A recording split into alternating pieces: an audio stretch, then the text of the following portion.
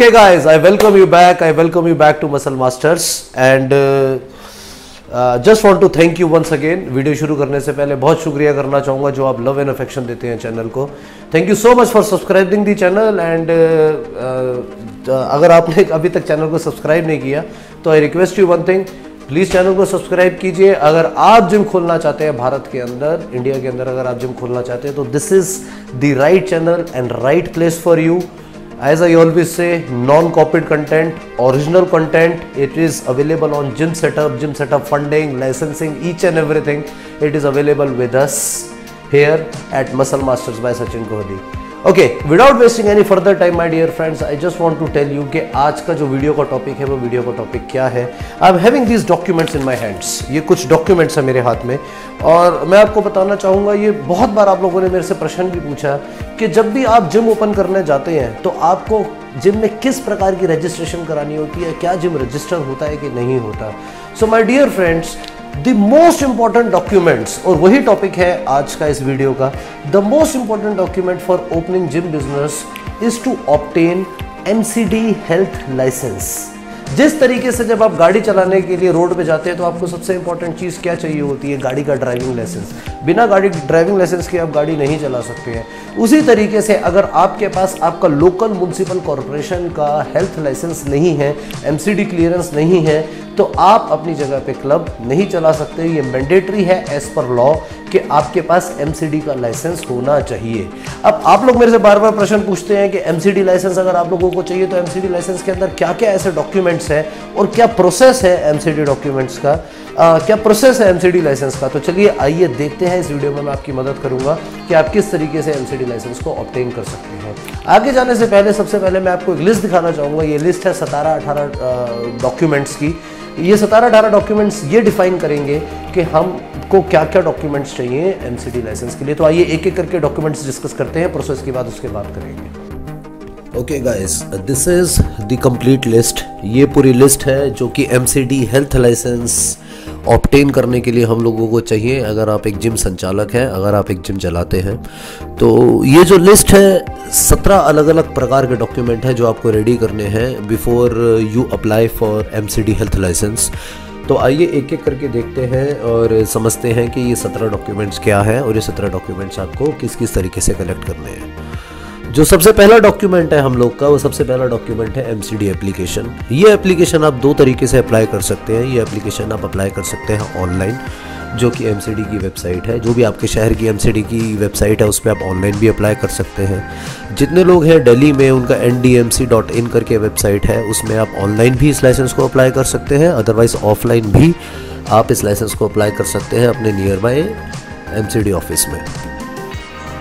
Now this MCD application format है पूरा MCD का, ये MCD से ऑब्टेन हो जाएगा आपको। इसमें आप अपने पर्टिकुलर्स भरते हैं, जैसे कि आपका नाम, आपका फ़ोन नंबर, आपका कहाँ का एड्रेस है। एक नॉर्मल एप्लीकेशन है ये। सबसे पहला डॉक्यूमेंट ये हो जाता है, आपको ये फिल करना है। नॉर्मल MCD से ऑब्टेन कर लीजिए, नहीं तो इसको आप ऑनलाइन भी ले सकते हैं।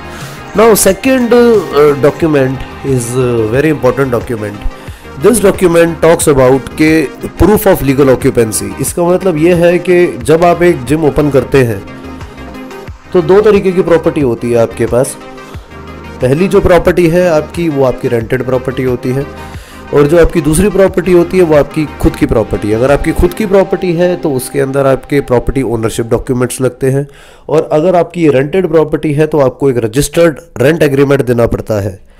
रजिस्टर रेंट एग्रीमेंट के साथ अगर आप पॉइंट नंबर 4 देखें, अगर तो ये रेंट एग्रीमेंट आप दे रहे हैं तो आपको जो आपका लैंडलॉर्ड है उससे आपको NOC चाहिए होता है, नो ऑब्जेक्शन सर्टिफिकेट चाहिए होता है। ये नो ऑब्जेक्शन सर्टिफिकेट काम करता है, बताता है कि आपके जो लैंडलॉर्ड है उनको कोई भी दिक्कत नहीं है अगर आप यहाँ पे जिम ट्रेड का काम कर रहे हैं और यहाँ पे जिम ट्रेड के लाइसेंस के लिए अप्लाई कर रहे हैं। Now point number 3 is conversion and parking receipt. My dear friends, this is the most important point. इस पॉइंट को बहुत ध्यान से समझिएगा, ये सबसे इंपॉर्टेंट पॉइंट है। मैंने एक वीडियो किया था बहुत पहले कि किस प्रकार की प्रॉपर्टी होनी चाहिए। तो 3 अलग अलग प्रकार की प्रॉपर्टीज़ होती हैं जब भी हम एक प्रॉपर्टी लेने जाते हैं। मैं दिल्ली स्पेसिफिक बात कर रहा हूँ, जो लोग मेरे को दिल्ली के बाहर देख रहे हैं उनके यहाँ भी यही रूल अप्लाई होता है। मेजरली पूरे इंडिया के अंदर यही रूल अप्लाई होता है कि हमारे पास 3 तरीके की प्रॉपर्टीज़ होती हैं। पॉइंट नंबर 3 है ये। पहली प्रॉपर्टी होती है जो फुली कमर्शियल प्रॉपर्टी है, उसके अंदर कोई भी कन्वर्जन और पार्किंग रिसीट नहीं होती। दूसरी प्रॉपर्टी होती है हमारी, उसको हम लोग बोलते हैं मिक्स्ड लैंड यूसेज। नहीं, अब समझते हैं मिक्स्ड लैंड यूसेज क्या होती है।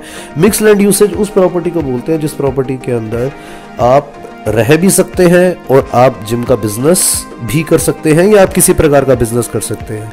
तो दिल्ली के अंदर फॉर एग्जांपल ग्राउंड फ्लोर्स जो है किसी भी प्रॉपर्टी के, जो कि किसी रेजिडेंशियल कॉलोनी में बनी हुई है या मिक्स लैंड यूसेज में बनी हुई है, ग्राउंड फ्लोर्स उसके अंदर अलाउड है।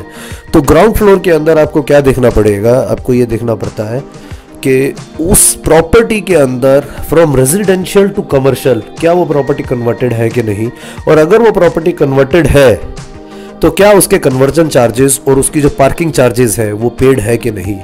देखिए, जो मेन हेल्थ लाइसेंस है या एमसीडी लाइसेंस है, इसका बेस है कन्वर्जन और पार्किंग रिसीट।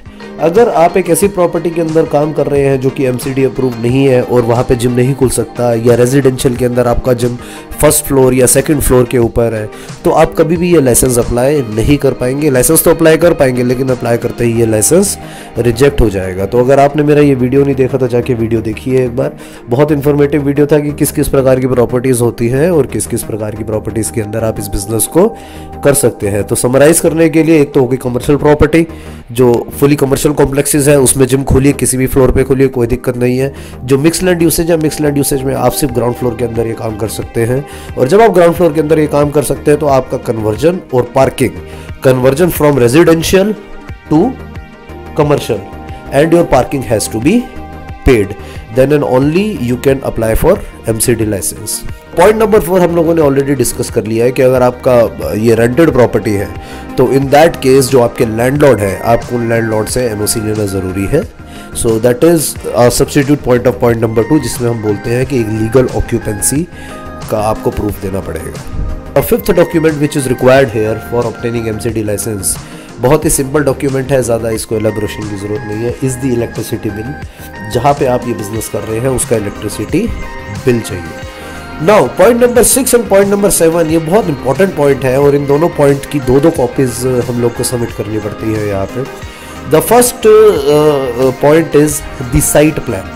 साइट प्लान का मेरा क्या मतलब है कि जब आपकी एक प्रॉपर्टी बनती है तो उस प्रॉपर्टी के टाइम पे उसका एक साइट प्लान बनता है, उसका एक की प्लान बनता है। तो original the site plan and की प्लान, ओरिजिनल मतलब फोटोकॉपी ओरिजिनल की, द साइट प्लान एंड की प्लान, ये दोनों हम लोगों को एमसीडी में सबमिट करने पड़ते हैं कि साइट प्लान और की प्लान, जो ये 2 प्लान्स हैं, क्या ये क्वालिफाई करते हैं हमारे एमसीडी लाइसेंस के लिए या नहीं। साइट प्लान और की प्लान के बाद सबसे इंपॉर्टेंट चीज़ है जो बिल्डिंग स्ट्रक्चर का एक सर्टिफिकेट होता है। जब आप एक बिल्डिंग बनाते हैं, चाहे वो कमर्शियल प्रॉपर्टी है या चाहे वो एक मिक्स लैंड यूसेज के अंदर ही बना रहे हैं, तो there is something called building structure certificate. तो बिल्डिंग का जो स्ट्रक्चर का सर्टिफिकेट है वो भी आपको जमा कराना पड़ेगा। तो ये 3 चीज़ें हैं, ये 3 चीज़ें साइट प्लान, की प्लान और बिल्डिंग स्ट्रक्चर सर्टिफिकेट, ये तीनों सर्टिफिकेट जब आप एक बिल्डिंग आर्किटेक्चर से आर्किटेक्ट करवाते हैं उस समय पे ये तीनों चीज़ें अवेलेबल होती हैं।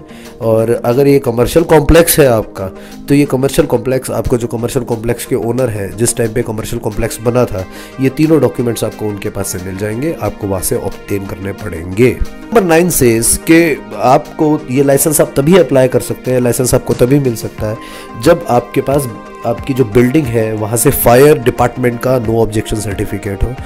दिल्ली के अंदर अगर आपके पास फायर डिपार्टमेंट का नो ऑब्जेक्शन सर्टिफिकेट नहीं है तो आपकी पूरी प्रॉपर्टी के अंदर फायर एक्सटिंग्विशर्स इंस्टॉल होने चाहिए और आपके पास उसका बिल होना चाहिए।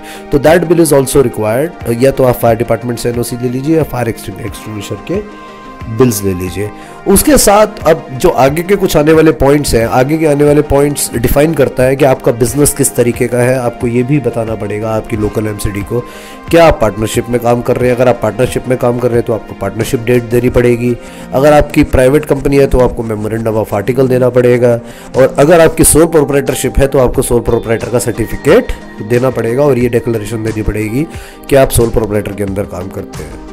The next one here is, अगर तो ये पार्टनरशिप है तो जितने भी पार्टनर्स हैं उन सबका आईडी प्रूफ लगेगा।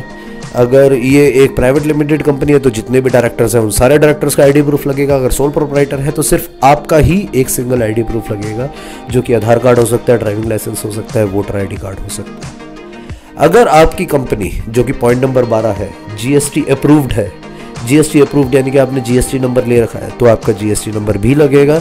अगर आप लोगों ने जीएसटी नंबर अप्लाई नहीं किया हुआ और आप जीएसटी नंबर के ऊपर एलिजिबल नहीं है तो एक डिक्लेरेशन लगेगी, जिस डिक्लेरेशन पे आप ये लिखेंगे हमारा जीएसटी नंबर नहीं है। और now point number 13 here is, जितने भी हमारे ट्रेनर्स हैं उन सब का मेडिकल फिटनेस सर्टिफिकेट लगता है।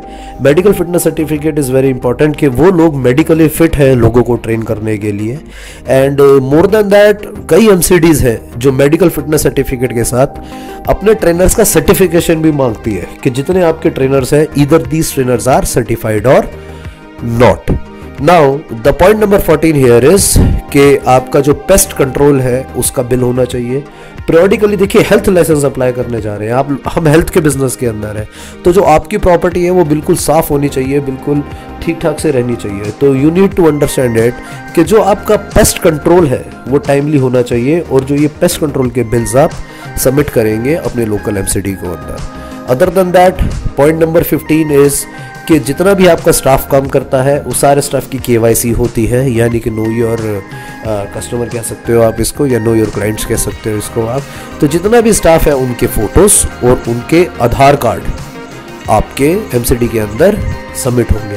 Point number 16 is your building inside and outside photo, यानी आपका जो जिम है, जिम की अंदर की फोटोज और जिम की बाहर की photos. And your 3 visiting cards are required to obtain the MCD license. So okay guys, आपने देखा कि क्या क्या डॉक्यूमेंट्स हम लोगों को चाहिए MCD के लाइसेंस को ऑब्टेन करने के लिए। ये डॉक्यूमेंट्स बहुत मैंडेटरी है माय डियर फ्रेंड्स, लाइसेंस को ऑब्टेन करने के लिए। जब आपके पास ये डॉक्यूमेंट्स आ जाते हैं, आप ये डॉक्यूमेंट्स अपने लोकल MCD के अंदर सबमिट करते हैं। अलग अलग दिल्ली में जिस तरीके से लाइसेंसिंग डॉक्यूमेंट फीस जमा करने की 250 है, यूपी में अलग है, मुंबई में अलग है, महाराष्ट्र में अलग है। हाउएवर सब जगह पे कहीं पे 250 है, कहीं पे 350 है, कहीं पे 450 है।